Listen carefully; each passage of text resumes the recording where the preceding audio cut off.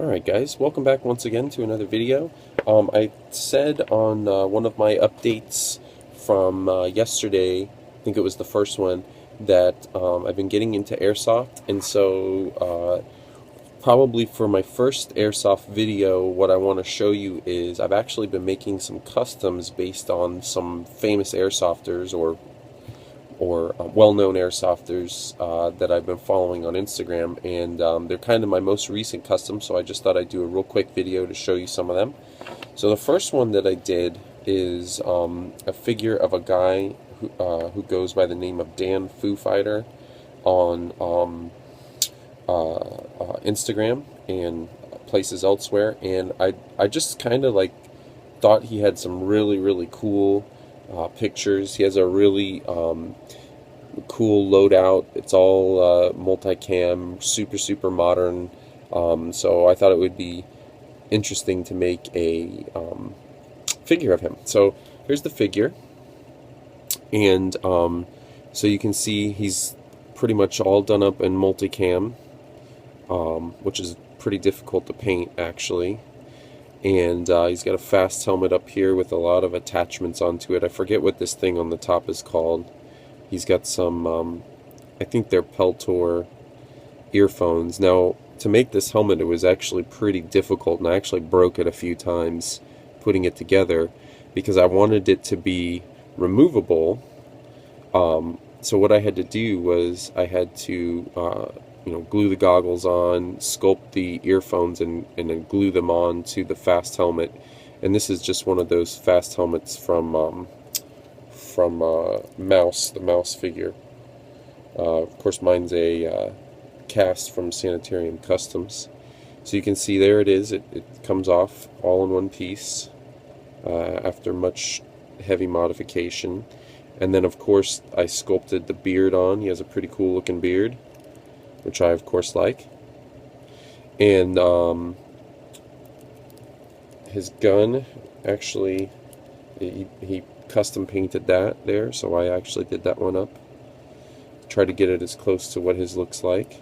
He's got some pretty cool flash on his helmet too, which I forgot to mention. He's got a little smiley button there, which I think is funny. And then this thing kind of looks like a Tommy Hilfiger sign, says Taliban Hill Fighter, which I thought was cool too. So that's Danfoofighter.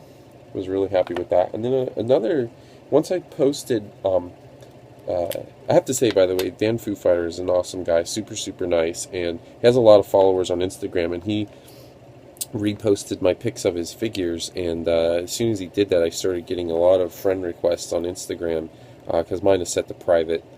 And so real nice, reposting all my pics. And then once that happened, a lot of the other airsofters kind of started noticing what I was doing, and I got requests to try to do other people. So the next guy that I did is a guy who goes by the name of wicked559, and I really like this figure a lot because there's some distinct things. He's known for wearing sort of like a new era baseball cap into battle, which I think is cool, and he flips the front up.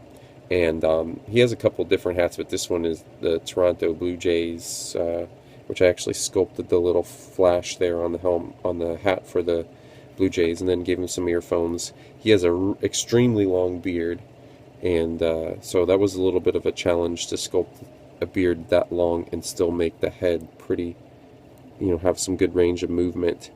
But I was able to do that. Got some headphones on there. All these guys kind of wear similar things. They all have just the standard kind of plate carrier.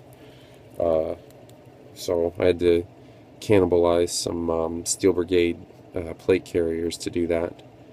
And then this one is basically just the Retaliation Flint, which I have to say thank you once again to Sanitarium Customs, because he sent me an extra one that he was able to get. So that's wicked559. Really like that figure.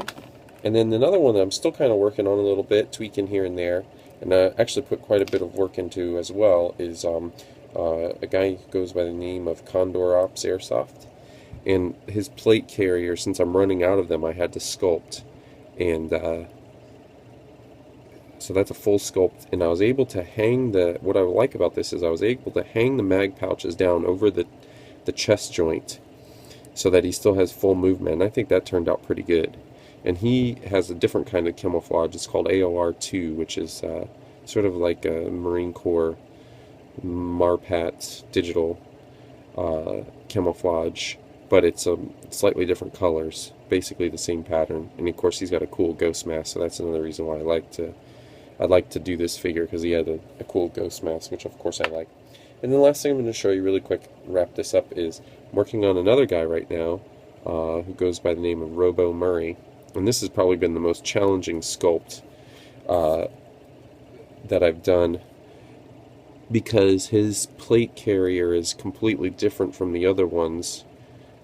It kind of comes down, so what I had to do here, and then continues down almost right above his belt line. So what I had to do here was again hang the mag pouches down, but not sculpt them so that it would lock up the joint, and I was able to do that. And then on the back he's got some what I believe are grenade pouches for a teammate to come behind him, snag a grenade out of the pouch and toss it, and some other things. And he's got a cool blasting cap with a little patch on the front that I'm going to have fun painting. So that's a work in progress. Hope to maybe finish that up today or this weekend sometime. So there you go. I hope you enjoyed this video, and until next time, see you again. Bye-bye.